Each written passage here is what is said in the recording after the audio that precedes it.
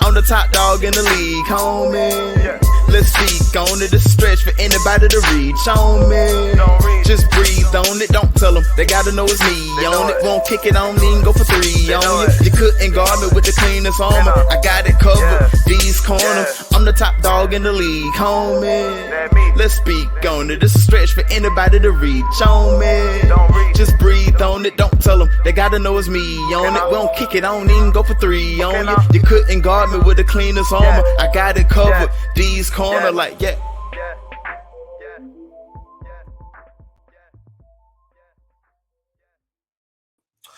What's up, everybody? Welcome back to D's Corner. Again, you know what today is. It is Mock Draft Monday. We are going into, this is the draft week, baby. So everybody who likes it, draft coverage, football, NFL, college, everything.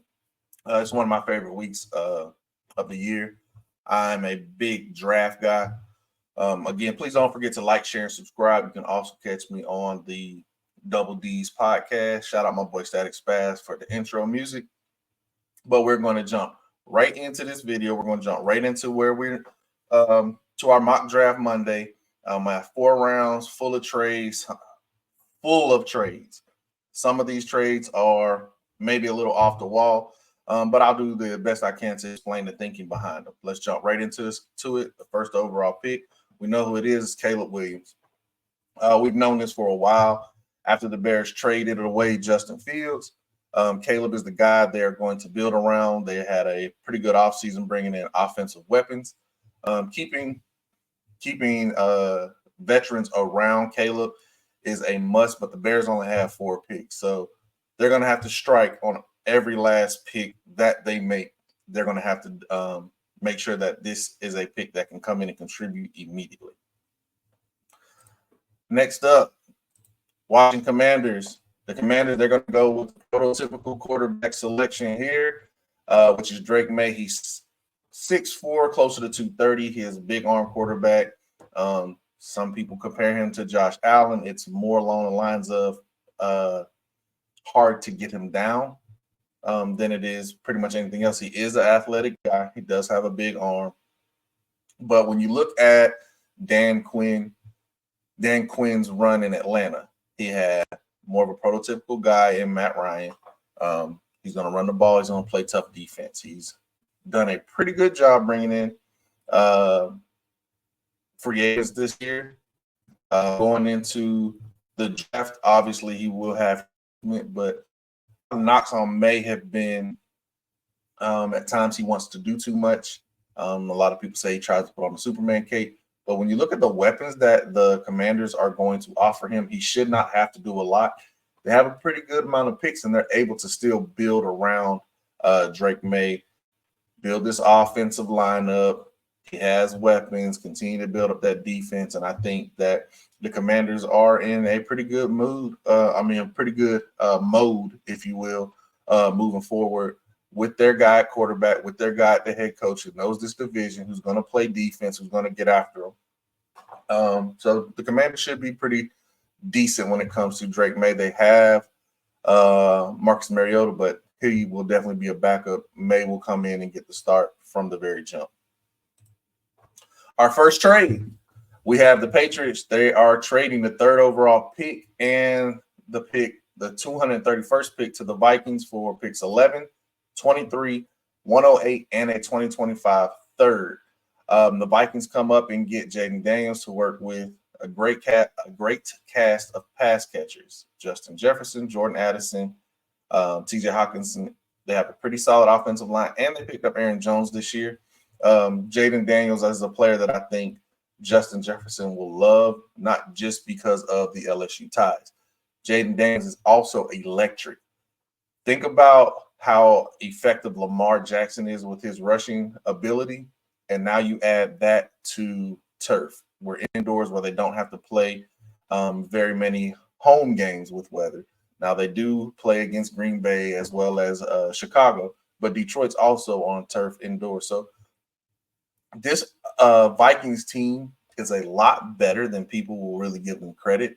I know losing Kirk Cousins seemed like the biggest issue. Obviously it was, but he got hurt during the season last year anyways. I like what they did defensively. So I really like the aggression they're showing coming up and getting their quarterback. They didn't acquire that second pick from the Texans to stand pat. They're coming up to get a quarterback, and in this scenario, that quarterback's Jaden Daniels. The 4th overall pick, the Arizona Cardinals are going to build around Kyler Murray. In my opinion, I think this is the season that they will allow Kyler Murray to show if he's their guy or not. This is not the quarterback. This is not the coach who drafted him. This is a defensive-minded coach, but they let all their weapons go. They lost Hollywood. They traded can't think of his name, to the Falcons, the speedster. So they go and they get what arguably could be the best player in this draft, and obviously the best receiver, in my opinion, the most pro-ready, the frame, the route tree, the concentration on the catches. He's already moving as a professional, as well as he has the bloodline and the pedigree coming from NFL stock with his father, Marvin Harrison Sr., who was a Colt. He's bigger than his dad, may not be as fast as his dad or as elusive as his father was, but Marvin Harrison Jr. is a phenomenal wide receiver, and he showed that last year when his quarterback was poo, if you will. All right, so let's see. The 5th pick, we have another trade on the board. The Patriots, they're really working the draft early this year. They traded back with the Chargers, sending picks 11 and 34 in their own second rounder in 2025 to get the 5th pick and the 110th pick this year. The Pats sneak right in front of the Giants, and they take the dynamic Malik Neighbors. This will finally give them a big play threat at a wide receiver position. They traded Devontae Parker to the Eagles. They have Juju. They have some weapons, but nothing like Malik Neighbors. Malik Neighbors will come in and be their wide one from the very jump. Now we will have to see who will throw on the ball, but Jacoby Brissett is a player that I think the Patriots are okay going with for now. He worked with the Patriots organization before. He's come in. He understands the Patriots way. He was Brady. He's not going to turn the ball over much and not going to take too many shots, too many chances, or make the dumb decision. But when you have a player like Malik Neighbors, you can just get him the ball and get out the way. Allow him to be the dynamic threat that he is. So now we have up the New York Giants, who are okay taking Rome Odunze. They take what many believe could be the 3rd best wide receiver. He could be arguably the best. Depends on what your flavor is. He's a big body wide receiver. He tracks the ball well. He has a really good route tree. Again, like Neighbors, what's this quarterback situation looking like? Right now it's Daniel Jones for at least one more year, for at least a few games, because he is injury prone. The Giants have to be kicking themselves for signing him and not bringing back Saquon when that was their guy. But Rome Odunze is a player that I believe is just going to come in and work. He's going to come in. He's going to keep his head down. He's not going to do a lot of talking. In my opinion, I feel like Rome would be a really good pickup for the New York Giants, especially with that media and how things are. He doesn't seem like a player that will wear his emotions on his sleeve. Next up, we have the Tennessee Titans. They're going to go Joe Alt, left tackle out of Notre Dame. If you watched Tennessee or this offseason, they've already built up their skill positions around Will Levis. This is not the quarterback that this coaching staff has drafted, but they are building around him. They're taking full advantage of the rookie deal, bringing in weapons like Tony Pollard as well as Calvin Ridley. Now you have your bookend left tackle for at least the next decade to get those guys going. And you're kind of in good position. They still have some decent amount of cap space. They do need to build up this defense. But this is an offensive-minded coach, and he continues to show it, and he is building up his offensive unit so that he can compete in the wide-open AFC South. To me, it feels like it's the Texans to lose. The 8th overall pick, we have the Falcons taking Terrion Arnold, the cornerback out of Alabama. I know the Falcons could definitely use some edge help as well, but pairing A.J. Terrell with Terrion Arnold gives you two bookend young cornerbacks, allows you to have Jesse Bates just kind of flow. He's a turnover machine back there. Arnold really came on this past season. Foot speed, staying low, his fluidity in his back pedal, being able to read routes and close with a burst and physicality. Raheem Moore has coached both sides of the ball. He's known for his defense, and he continues to build his defense after building up this offense during the free agency. Again, we have another trade. I said expect the unexpected. Here we have the Chiefs trading up. Here the trade is they gave up their first and second in 2024, as well as their first and second in 2025, and they get the 9th pick from the Bears. My thoughts behind this is the Chiefs are in a prime position right now to move up. They saw Patrick Mahomes when they had Alex Smith. They went up and took Patrick Mahomes. Nobody thought twice about it. When you look at the pass catchers that Patrick Mahomes had to play with last year, different production by Travis Kelce. He did get injured, and he's not a young guy anymore. His brother just retired, and there's many who believe that after this year, especially if they three-peat, he could retire as well.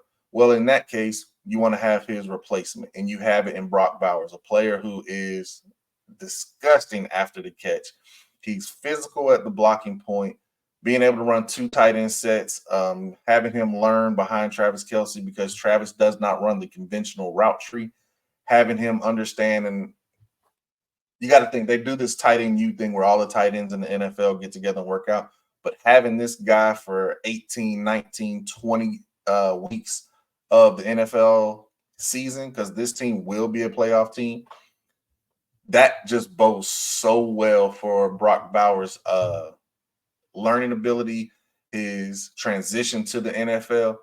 Plus, you do have the Rashee Rice issue. We don't know if or when he will be suspended. I'm expecting him to be suspended. We're not sure if or when he will have to serve any jail time as well with that situation, but that's a situation for another day.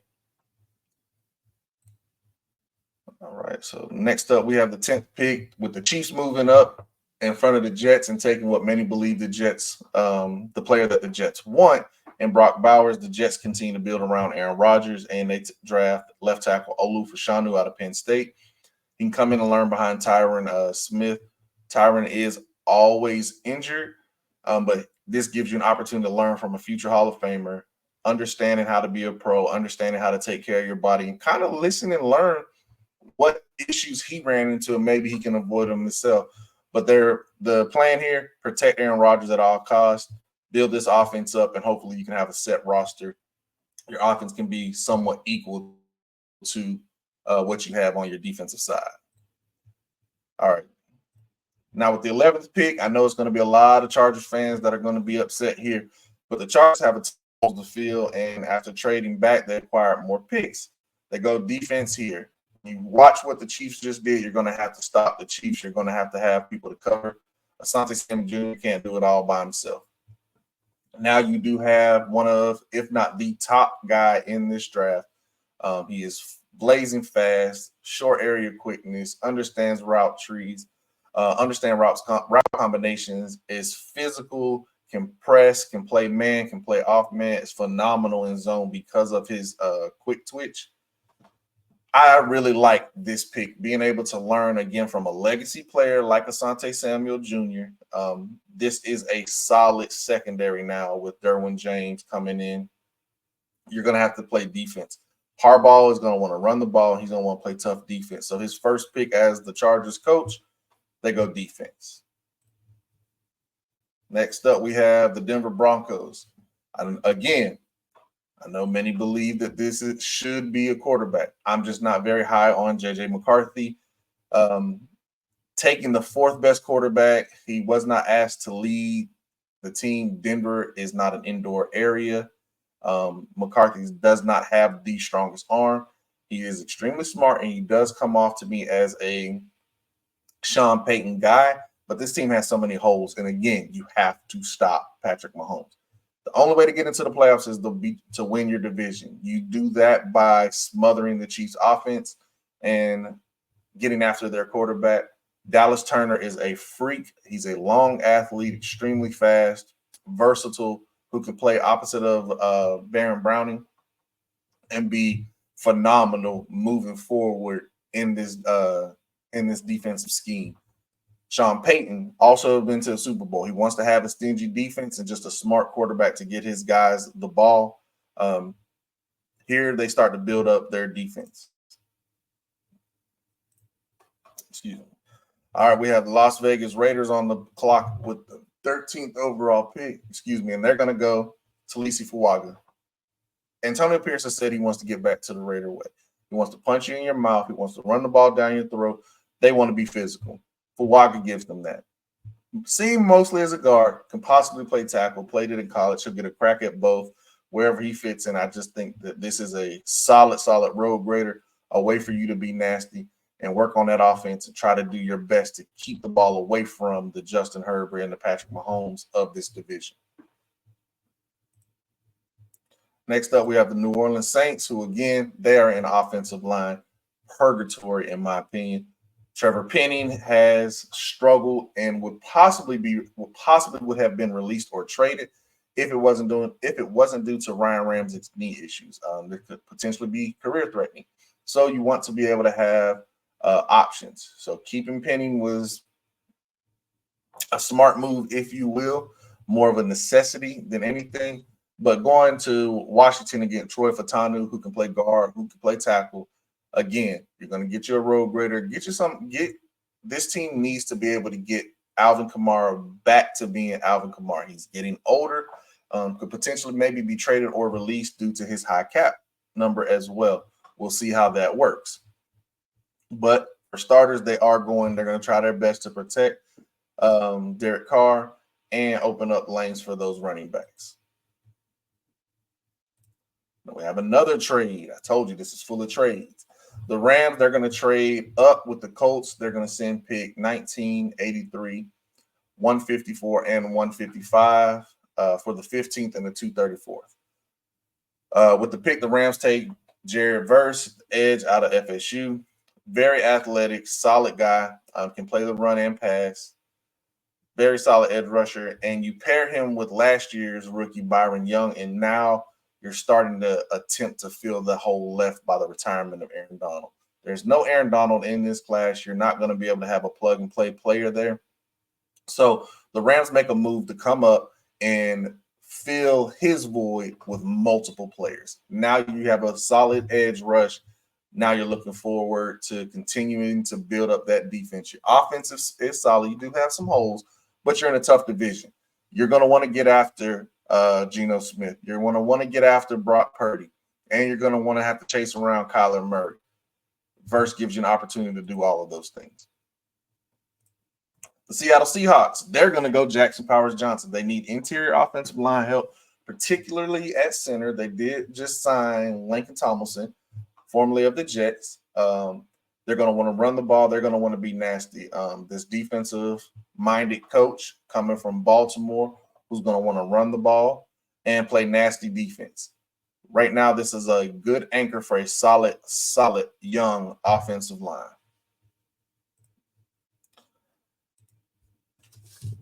Excuse me. Next up, we have the Jacksonville Jaguars, who tried to trade up to go after one of these cornerbacks. They do have a plethora of holes on the offensive line. And in my opinion, they just filled them with Graham Barton out of Duke, who can play guard, he can play center, or he can play tackle. Literally gives you a chess piece that you can move up and down your offensive line, whether it's for injuries or for the future until you can get him set in one position. Definitely helps with the rushing attack and making sure that you keep Trevor Lawrence healthy. All right, the Cincinnati Bengals with the 18th pick, they're going to take Johnny Newton out of Illinois. They lost DJ Reader in free agency. You're going to want to boost that defensive front. Again, I just mentioned the Ravens. The Ravens are going to want to run the ball. The Steelers are going to want to run the ball. The Browns are going to want to run the ball. So you're going to need run stoppers. Newton is a player who can move up and down the defensive line as well and will definitely boost that rushing attack.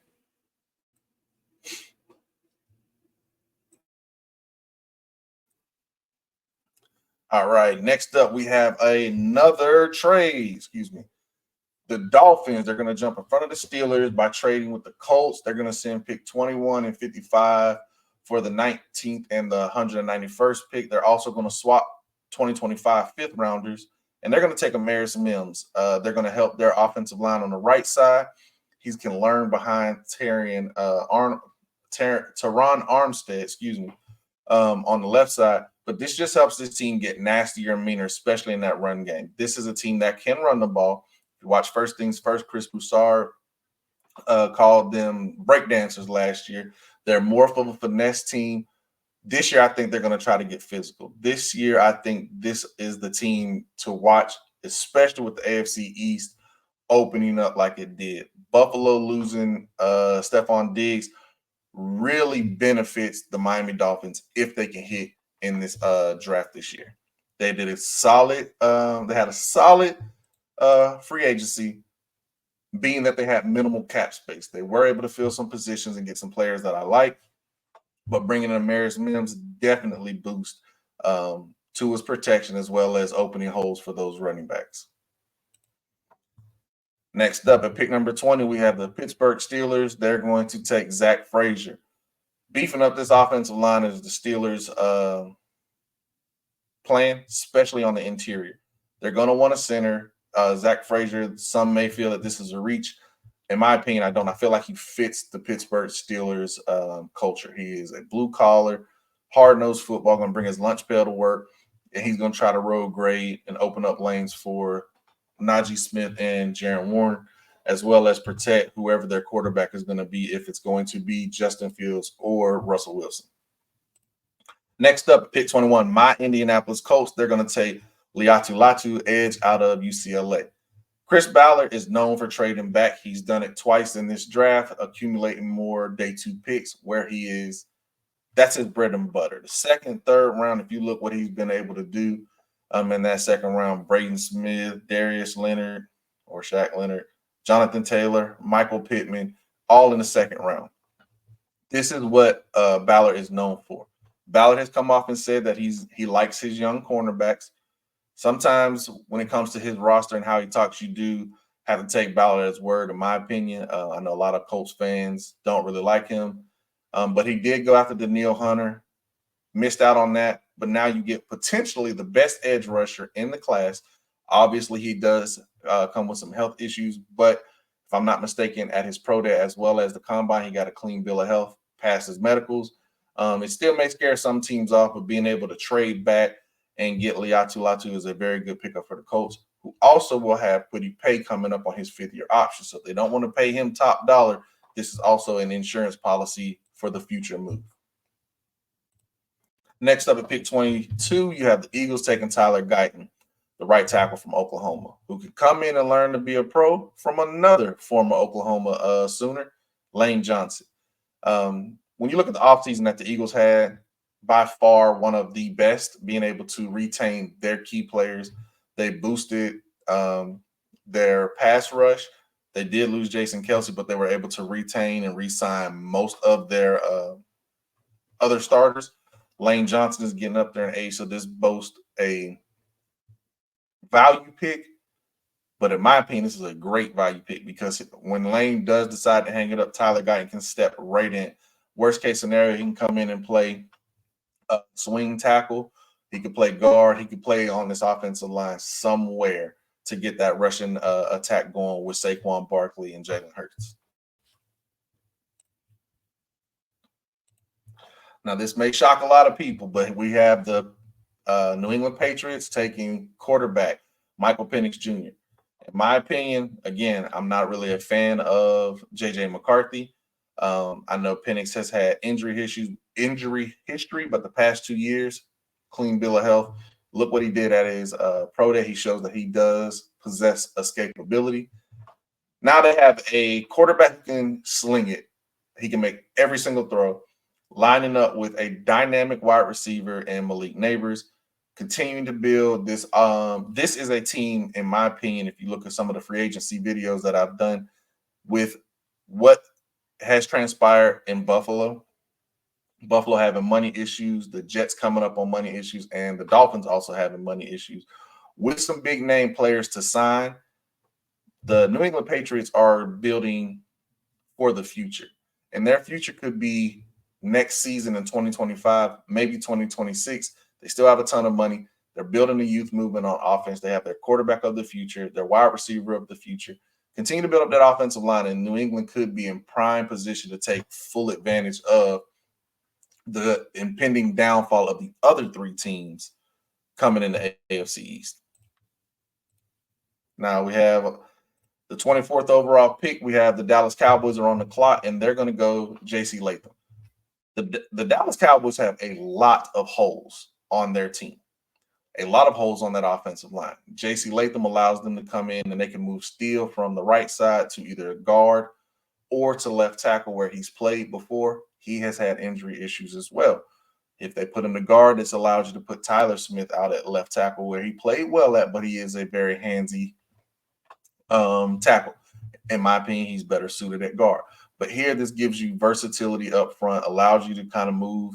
When you don't have a lot of picks, you have to hit. In my opinion, Dallas Cowboys, for the most part, they always allow the draft to run to fall to them. Here, they take one of the best right tackles in the draft, come in, who's going to be able to road grade and help protect Dak Prescott and open up holes for whoever their running back will be. All right.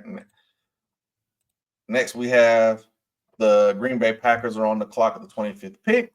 They take Cooper DeJean. There's not a player that screams Packers more to me than Cooper DeJean. He just, to me, it just seems right.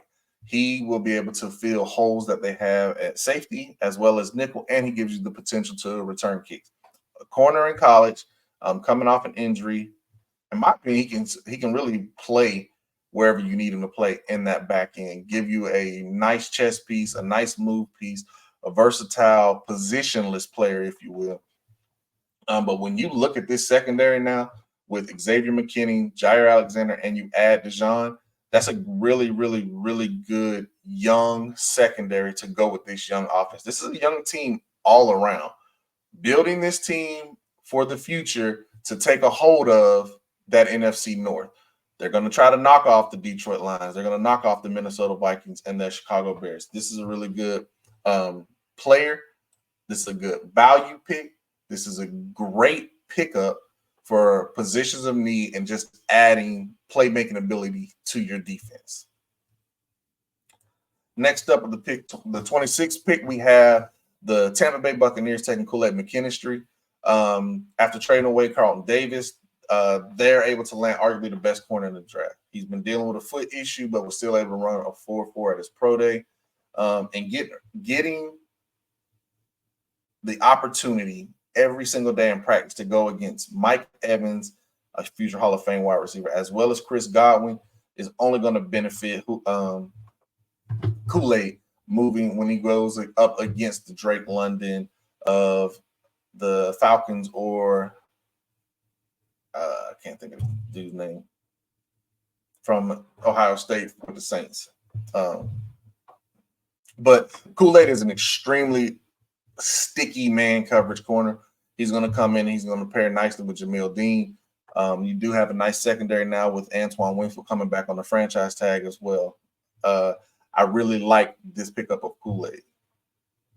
Next we have, I wasn't prepared to switch, but anyways, next we have the 27th pick. We have the Cardinals double dipping.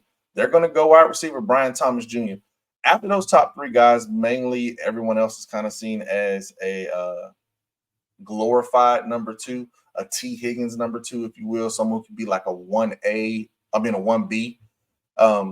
Again, with the pick of Marvin Harrison, I said I feel like this is going to be the season where the Cardinals allow Kyler Murray to show if he's going to be the guy or not. We know about the immaturity. We know about the video games. We know about the clause that was in the contract. Maybe he was humble. He did play well after coming back from injury. Maybe the injury humbled him.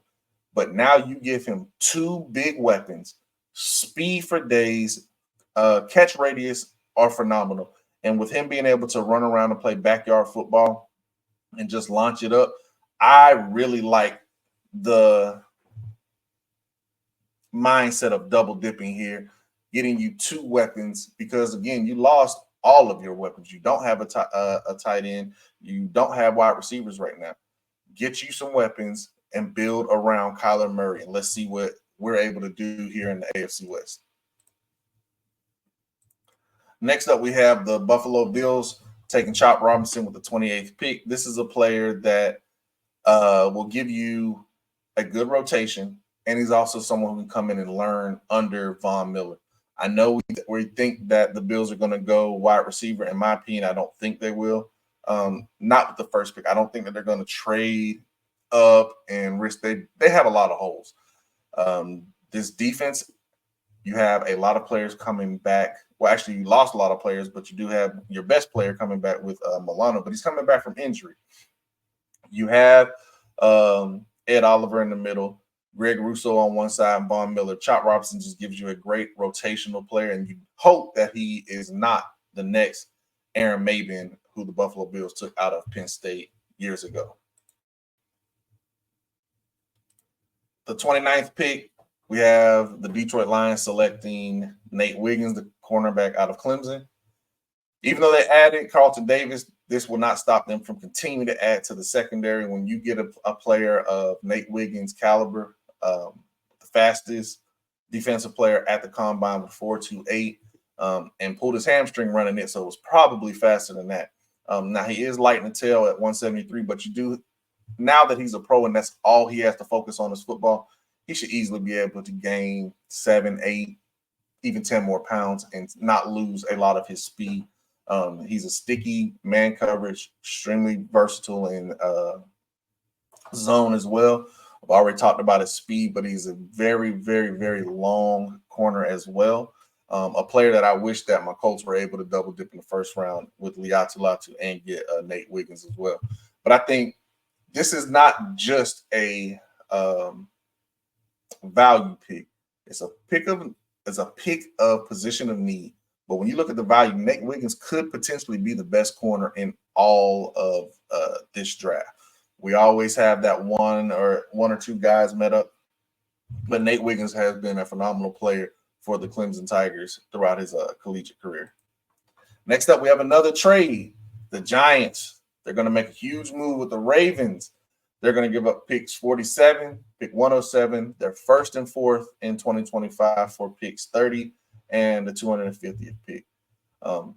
I already mentioned the Giants are not sold on Daniel Jones, and after adding Rome Odunze with the 6th overall pick, they now address their quarterback situation. Again, McCarthy wasn't asked to put a team on his back, so you will have to put more around him, but he does have a top target in Rome Odunze. We don't know what's going to happen with Darius Slayton, who has not shown up to OTAs and is seeking a new contract. We'll see how that works out. But you still get the 4th quarterback in the first round. Next up, we have the San Francisco 49ers, who allow the draft board to fall to them, and they go best player available. And Byron Murphy out of Texas, you're going to slide him right in next to Javon Hargrave, and you're going to have a solid interior. This team loves their defensive line. Every defensive coordinator that they've has had a solid defensive line, even dating back to when Harbaugh was the coach. This is how they functioned. This is how they got to the Super Bowl with a solid defensive line. Now you got Byron Murphy along with Hargraves. They picked up Leonard Floyd this year to play opposite of Nicky Bosa. This is a solid team. This is my San Francisco 49ers, Berto. This is my team in the NFC, and their skill position players are already set. Now we're going to continue to beef up their trenches on the interior, on the defense, and as well as the offense. I really like this move by the 49ers, who have a lot of picks. 49ers always seem to have a lot of picks, especially comp picks. And the final pick in the first round, we have the Chicago Bears taking Darius Robinson, the edge out of Missouri. After the Bears traded back, they added more picks in this draft and next year. Still being able to get their quarterback of the future, as well as Montez Sweat, a running mate. Darius Robinson is a long, powerful edge rusher who can pair nicely with Sweat. Eberflus loves his defense. He's a defensive-minded coach. Their defense played well down the stretch. They did bring back Jalen Johnson. You already have Tremont Edmonds at the linebacker position, as well as Montez Sweat. Adding Darius Robinson, the last pick of the draft, or last pick of the first round of the draft. After trading back, Bears, in my opinion, they take the blueprint of the Houston Texans last year. Instead of getting the quarterback and the edge rusher at 2 and 3, they get it at 1 and 32. All right. Next up, we have the second round. I'm just going to shoot through the second round. We have the wide receiver, needy Carolina Panthers taking Adonai Mitchell from Texas, big speed wide receiver with a huge catch radius. You have Harbaugh taking his first of many Michigan guys in this draft, with Chris Jenkins continuing to build that defensive front. The Cardinals, they're going to beef up their defensive trenches with Ruke Orohoro out of Clemson, a player who I feel that can come in and help get this Jonathan Gannon defense moving how it was when he was with the Philadelphia Eagles, beefing up that defensive front and getting after the quarterback. 36, we have the Commanders getting their left tackle of the future to pair with their quarterback, Jordan Morgan out of Arizona. The Chargers, they're going to go Kingsley Suamataia, massive right tackle prospect.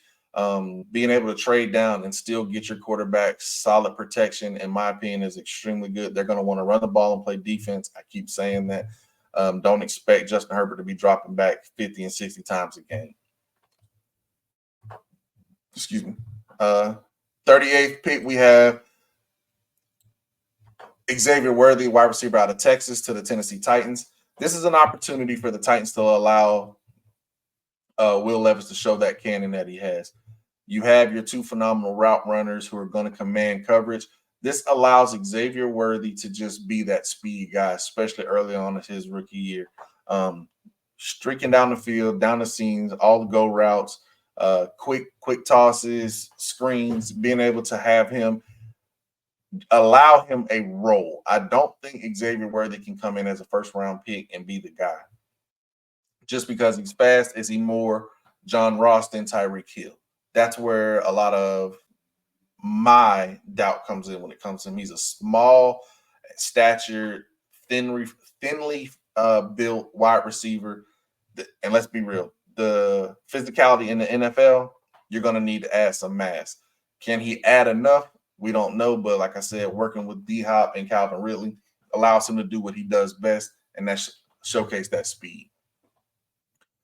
Pick 39, we have the Panthers taking Tanner Bortoloni out of Wisconsin, the center. This allows Bryce to anchor up that. This allows the Panthers to anchor up that offensive line in front of Bryce Young, beefing it up at the guard position. Now you have your center for the future who put on a show at the combine.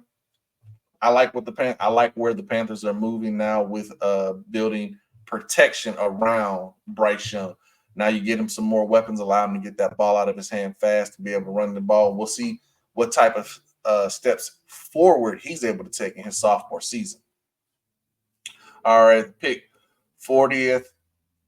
The 40th overall pick, the Washington Commanders, they're going to go Tyler Nubin. This is Dan Quinn's first defender that he drafts with his new team. Tyler Nubin's a player that I think will come in and fit in tremendously here with the Commanders. Being able to be a ball hawk, being able to play down in the box and be just a move piece similar to what he was able to run with the Cowboys when he had Jaron Kearse, Malik Hooker, and number 6. I can't think of his name off the top of my head neither. All right, so you have now at 41, you have the Green Bay Packers taking Patrick Paul.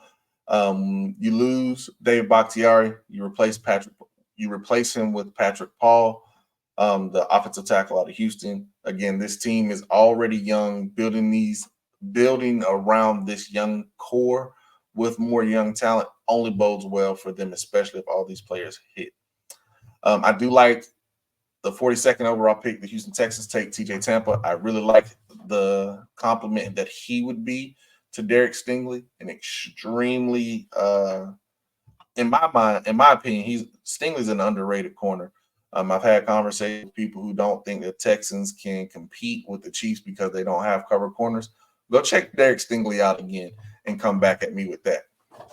The 43rd overall pick, the Atlanta Falcons select Braden Fisk, who put on a show this pre-draft, from the Senior Bowl to the Combine to his pro day. Raheem Morris he's used to moving around, smaller, quicker defensive tackle.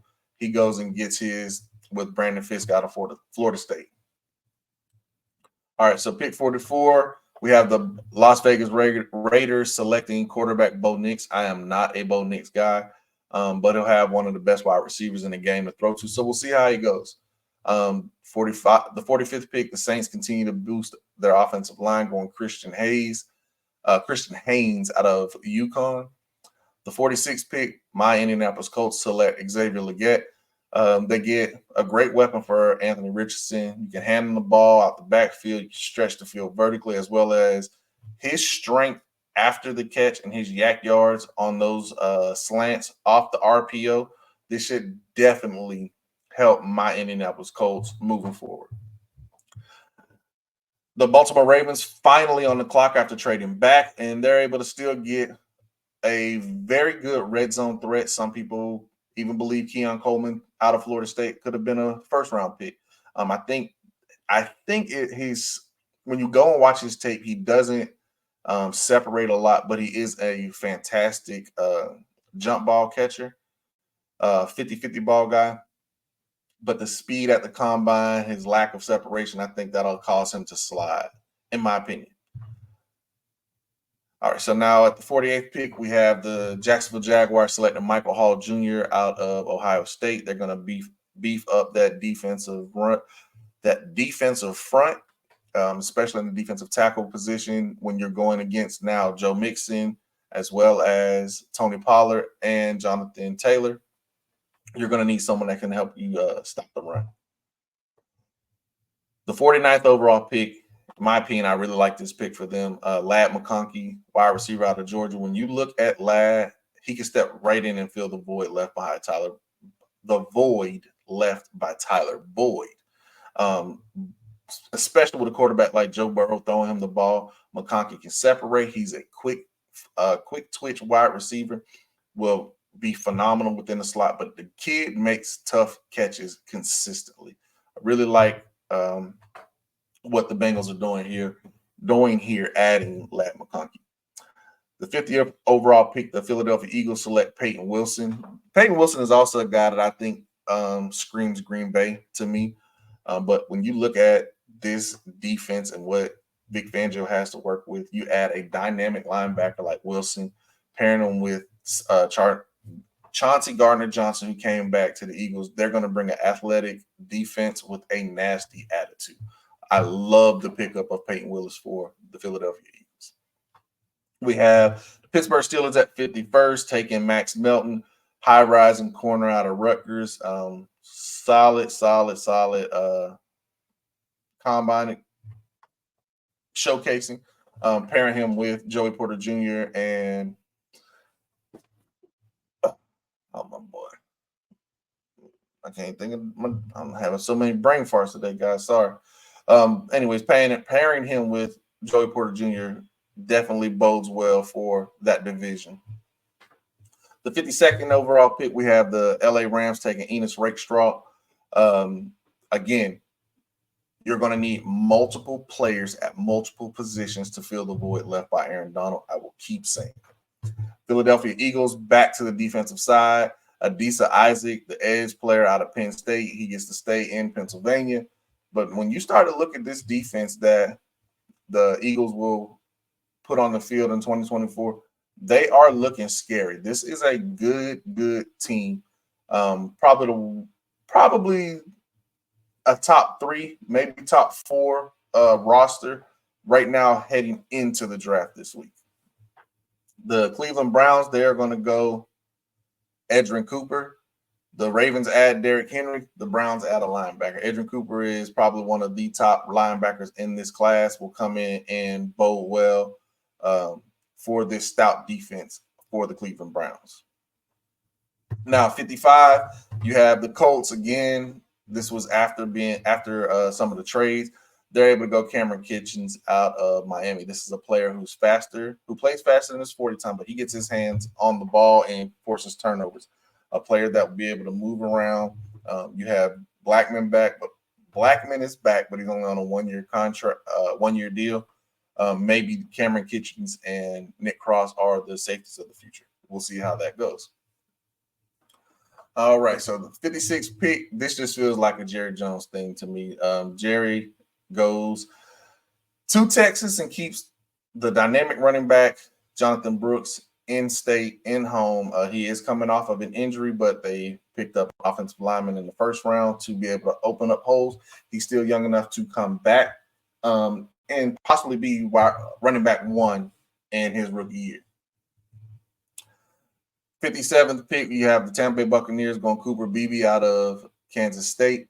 This is definitely just a solid pickup. They're going to need to boost that offensive line. They want to have a dynamic rushing attack as well. Cooper Beebe helps them with that moving forward. 58th overall pick, you have the Green Bay Packers taking Trayvon Wallace. Wallace will pair nicely with Quay Walker. This is an overall very young team, adding more young playmakers. This helps their expectation for their playoff expectation rise this season. The 59th overall pick, you have the Texans taking Leonard Taylor. Is just a move I feel like the Texans can afford to gamble on a player with Taylor's potential. The 60th overall pick, you give Jalen Polk of Washington to the Buffalo Bills. This gives Josh Allen a good route runner and somebody who will attack the ball. Josh is not the best or the most accurate quarterback, but having lost a solid route runner, you want to replace that with what you have. You want to replace that with what you had. So you go Jalen Polk, who's a solid route runner out of Washington. The 61st overall pick, you have Detroit Lions selecting Chris Braswell. He's the edge out of Alabama. Braswell comes in with an almost instant role on this defensive front. You watch him throughout his career. He was always playing second fiddle on that defensive front at Alabama, and he'll do just that here. DJ Reader, Chris Braswell, opposite of Aiden Hutchinson. All he has to do is clean up everything that's flushed his way, beat one-on-one block, and that's a role, like I said, he played well during his time in Alabama. The Baltimore Ravens select Roger Rosengarten, offensive tackle out of Washington. Baltimore lost 3 starters on their offensive line. They have to add to it. All right, you have the 63rd pick. San Francisco 49ers select Mike Sainristil, the cornerback out of Michigan. It's a feisty player who claw. He's aggressive.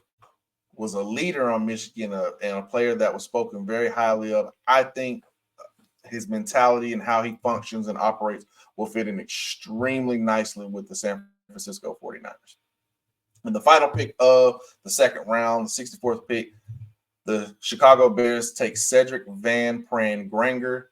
He's might add another last name before the draft Thursday, but taking a center out of Georgia help to protect your future quarterback with Caleb Williams, but it also helps as a run blocker with DeAndre Swift, who's also a former Bulldog. So I definitely like that pickup as well. All right, so let's move on to the third round. The third round, we have the 65th pick. The Carolina Panthers take Ben Sinnott, tight end out of Kansas. Tight end is a safety net for your quarterback, especially a young quarterback. So you just beefed up your offensive front. You have some weapons now for Bryce Young. Sinnott can come in and be his security blanket. The 66th pick, Arizona Cardinals take Kamari Lassiter.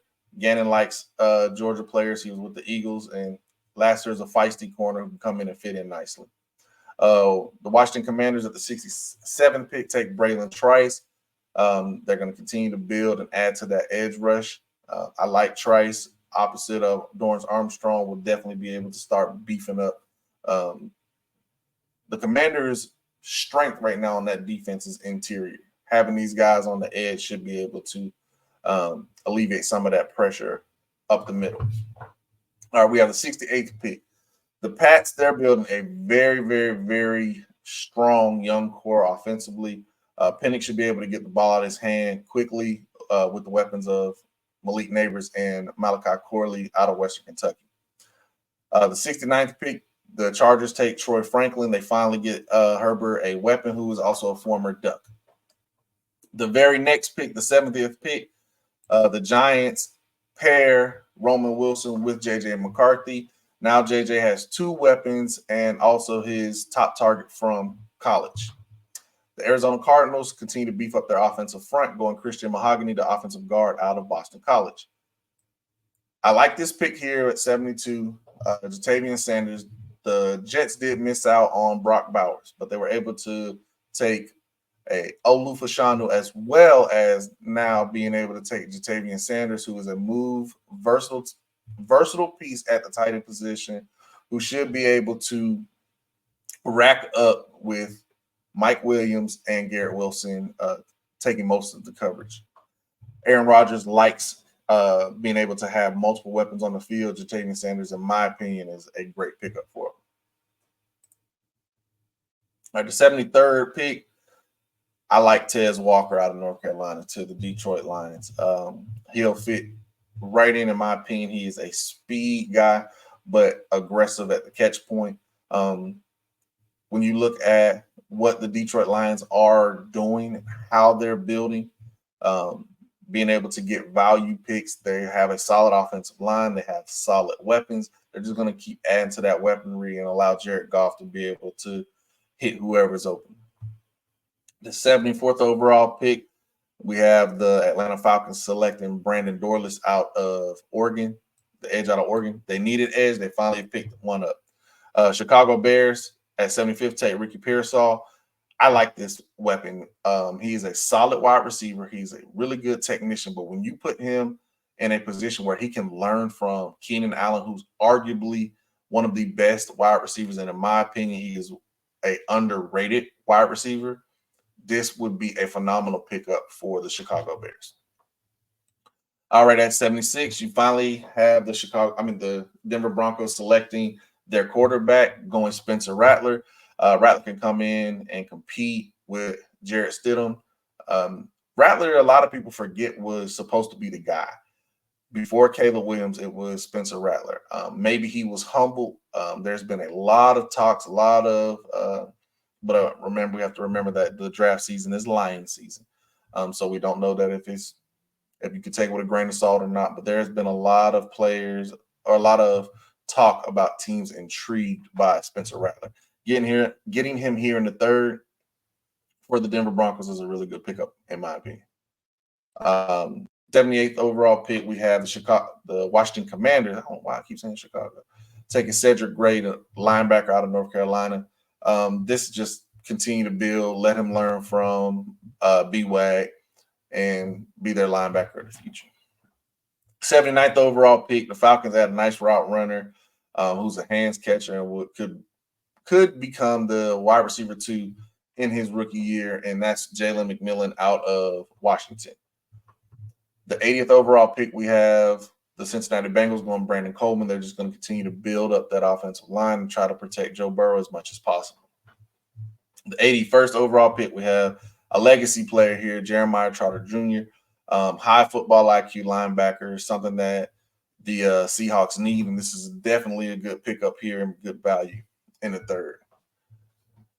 So at 82nd overall pick, we have the Colts taking Cade Stover. Again, I've talked about how the tight end is the safety net. You have given Anthony Richardson multiple weapons here. Now you give him a security blanket with a nice catch radius, a big time hands catcher can catch wherever you throw it. Solid pickup for the Colts. The Colts, after trading, obviously are back on the clock with the 83rd overall pick. Here's where they take their first corner, Kyrie Jackson, 6'3", 190-something pound corner, transferred from Alabama, where he played okay in spots here and there, but he played really well with Oregon last year, and he's a great pickup for the Indianapolis Colts, who he could possibly be their second boundary corner. Kenny playing in the slot and Julius Brents. I did like what Jalen Jones was able to do too. But now you have 3 corners that are 6'2 plus. Solid matchup nightmares.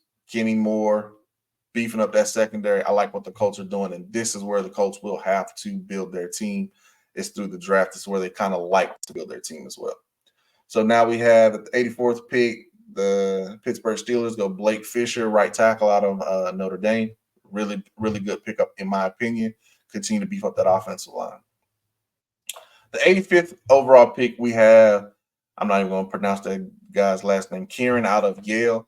This is a player that I think can become their tackle of the future. If I'm not mistaken, he was dealing with some injuries, which could have caused him to slide, but a very massive human being. Being able to run the ball is what Cleveland wants to do. This guy will allow you to do that. 86th overall pick, we have the Houston Texans taking Dominic Pooney the guard out of Kansas. The Texans are in a beautiful position here where they are able to get players of need as well as depth throughout this draft. And I really like the offseason that the Houston Texans are building. The 87th pick, Cowboys going back-to-back Texas players with T'Vondre Sweat, pairing him up with Mozzie Smith. Those are 2 massive human beings in that interior defensive front. They should not be getting ran through like they normally do the past few years. Green Bay at 88 takes Josh Newton. They are definitely building up this secondary. This will give them a player who can come in and potentially start opposite Jair Alexander. The 89th pick, we have Marshawn Kneeland out of Western Kentucky. Kneeland, it was a nice edge player with potential, and he's a nice addition to this young pass rush rotation that the Tampa Bay Buccaneers have. The 91st overall pick, we have the Green Bay Packers going Mason Smith, a defensive tackle out of LSU. I really like what the Packers are doing in this mock draft. The 92nd overall pick, we have the Tampa Bay Buccaneers taking Johnny Wilson, a huge wide receiver who can learn behind a future Hall of Famer and Mike Evans, who's also a big-time wide receiver, a big-bodied wide receiver. So this is something that you have Mike, I think, for the next 2 or 3 seasons. This is a player who can come in and learn and be groomed. You don't know that you will have Chris Godwin next season. If I'm not mistaken, this is the last year of his contract. We'll see how he bounces back. Johnny Wilson is a good pickup here for the Tampa Bay Buccaneers, giving Baker Mayfield more weapons. The 93rd overall pick, we have the Baltimore Ravens taking Mason McCormick. They continue to add to their offensive line. You lose 3 starters, you're going to have to rebuild and replace. San Francisco 49ers at the 94th pick take Bo Braid. This will be a great 3-headed monster at safety when Hufanga comes back healthy with Jair Brown, and Bo Braid. The Kansas City Chiefs are finally back on the clock, and they take Jermaine Burton. This is a player that I like. He played well at Georgia as well as Alabama, and he makes tough catches. He's a speed guy, but he always seems to find himself behind the defensive coverage. This is a phenomenal pickup, and I think the Chiefs are killing it this offseason and within this draft. The 96th overall pick, Kalen Carson. Jacksonville needs a corner, so they do go corner out of Wake Forest. 97th overall pick, we have the Cincinnati Bengals taking Will Shipley, who's a versatile back who can come in and be complementary to Zach Moss and maybe take over in the future. The 98th overall pick, we continue to add to that secondary for the Steelers. Playmaking ability now is everywhere with Javon Bullard, who's a turnover machine at Georgia, hoping to bring that to the Steel City. The 99th overall pick, the Rams continue to add the defense, taking Junior Colson, linebacker out of Michigan. You cannot replace Aaron Donald with one person. They now have 4 players that they are trying to do that with. In the 100th pick, the final pick of the 3rd round, we have Jim Harbaugh taking his running back, Blake Corum, to build a nice committee of backs with Blake Corum and Gus Edwards, or nice running back by committee. All right, the 4th and final round of this mock draft. I'm going to try to hit these really quick. We're pushing almost an hour. So the Carolina Panthers, they're going to take Andrew Phillips, The potential that he has at corner is phenomenal. I've even seen some people say that he could potentially be a first-round pick. To be able to get him in the 4th round after trading away Dante Jackson and losing C.J. Henderson, extremely good pickup. The Seahawks continue to build up that offensive interior on their line with Leighton Robinson, the guard out of Texas A&M. The Patriots are making sure that they have a young nucleus when it comes to offense, especially in the weaponry. Theo Johnson, massive tight end, good fluid movement. Want to say he ran a 4.5 at the combine, so he's decent speed for the position. Really good pickup. The Arizona Cardinals, they're going to go Cole Bishop, who gives them a versatile safety. You can play single high, play over the slot, or in the box. And there's a potential that Budda Baker will not be on this team after the season, or maybe even after the draft. We'll see how that works. But this is, again, insurance pickup as well. All right, let's see. We have the Washington Commanders go DJ James, a player who is feisty and will hit those under routes. If you watch the Cowboys the last couple of years, when you had Trayvon Diggs as well as DaRon Bland, all the interceptions that they were getting, they were biting quick. That's what Dan Quinn wants, and DJ James fits in perfectly with that. Almost lost my mic, guys. All right, the 106th pick, we have the Titans taking Chris Abrams-Drain. He's a smaller guy when it comes to weight, but a former wide receiver. He has great ball skills. Right now, he'll start off as a depth piece and special team.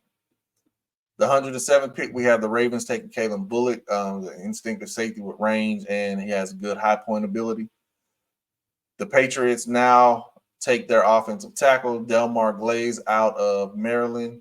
Now we're starting to build on them in the trenches with New England. Again, there are free agents that are still out there that they can pick up and fill any voids that are left throughout the draft. The Atlanta Falcons get Grady Jarrett, a running mate with Dwayne Carter, defensive tackle out of Duke. Patriots back on the clock at 110 go McKinley Jackson, defensive tackle out of Texas A&M. The 111 pick, the Jets get a huge safety, 6'3", closes with physicality, and it's a great addition to this young defense. And Jaden Hicks, the safety out of Washington State. Kalen King goes to 112 to the Las Vegas Raider, and this is a player that to me screams Raider way. He is going to fight you. He's going to be in your face. He did not have the best 40 time or the best performance, if you will, at the combine. Being able to get him in the fourth round is good value, especially with a player with his potential. The Ravens add cornerback help with Renardo Green from Florida State. The Jags finally give Trevor Lawrence another weapon with a player like Malik Washington, who seems to catch everything thrown his way. He is a small wide receiver with a big wide receiver mentality. Really like that pickup for him. You have the Cincinnati Bengals taking Cam Hart, the huge corner out of Notre Dame. Just continuing to build. Jacksonville Jaguars take Javon Foster, offensive tackle out of Missouri. They're going to continue to build on their trenches. They're going to continue to build for the future and trying to establish themselves within that open AFC South.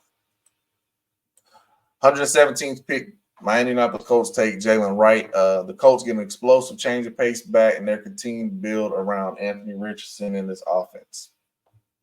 118, we have the Seahawks taking Mekhi Wingo.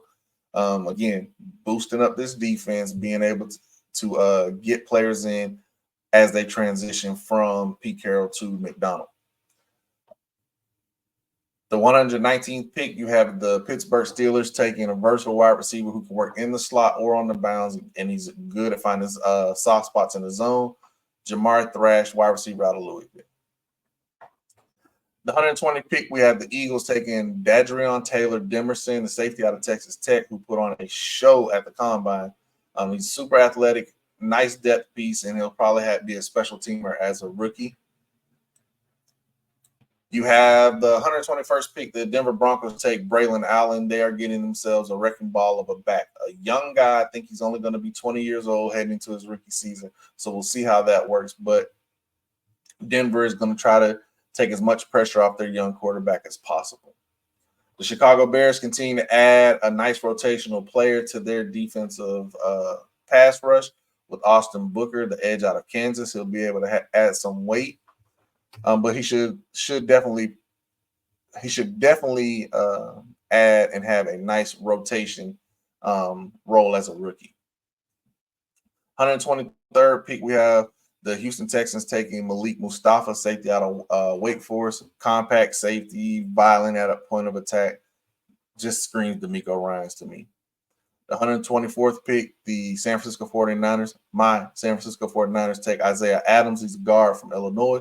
Continuing to build up that offensive line for the future. You have your skill players, but you are going to need and get ready to lose some offensive linemen. So you need to go ahead and get those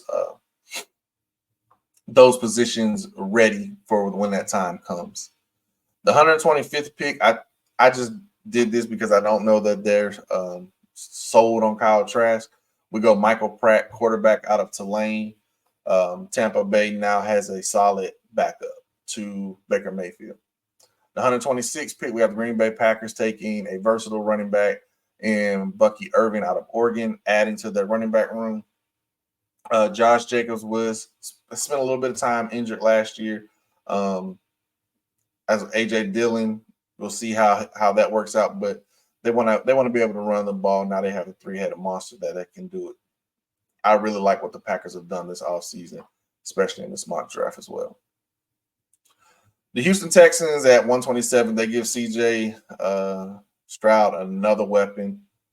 I'm not a fan of this at all as a Colts fan, but Jacob County would be a phenomenal pickup for them. CJ would just be able to sit back and throw darts all day long.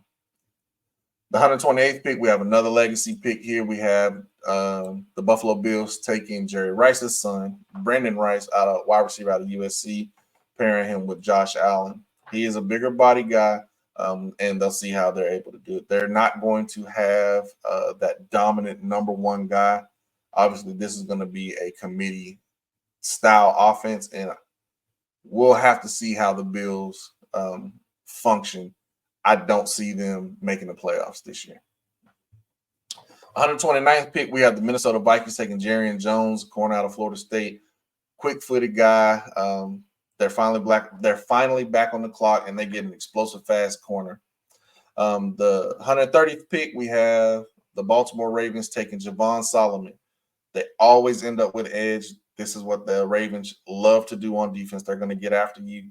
And Solomon's an undersized guy, but he can do just that.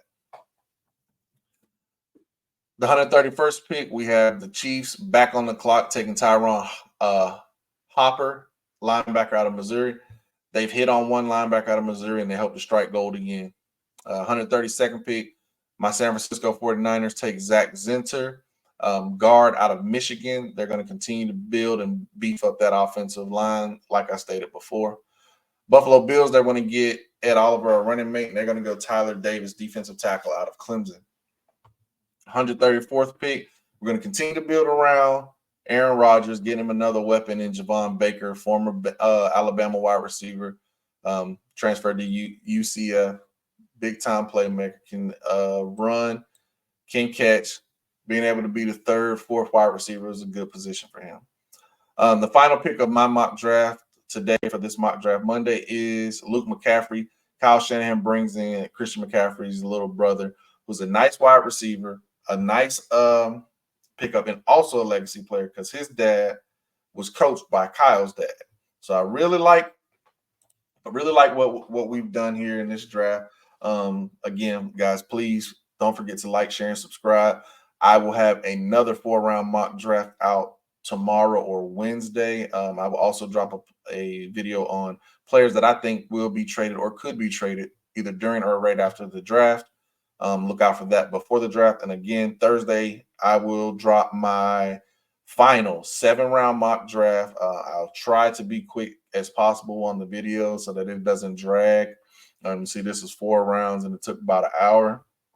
But I want to try to hit things quickly with that. But I will definitely be more into the mind of this is what's going to happen. It's going to be my final mock draft, 7 rounds. Hope you guys enjoy. Again, don't forget to like, share, and subscribe. Please, please, please don't forget to check me out on the Double D's podcast. Like, share, and subscribe there as well. But you guys and all of your greatness, thank you for watching, and you have a great day and enjoy the draft. Spazzing on the beat, they think I'm crazy. Got it under control, babe. You don't want smoke, all you see is the same. LB tapping, keys and making waves. Ay. Step back, keep your distance. Ain't no telling what I just may do. I've been vibing, minding my business. Throw one up if you can relate to. Said if I ain't got it, I make do. Can't be stuck waiting on a breakthrough. And I don't need everybody praying for me. Ain't no telling who you niggas pray to.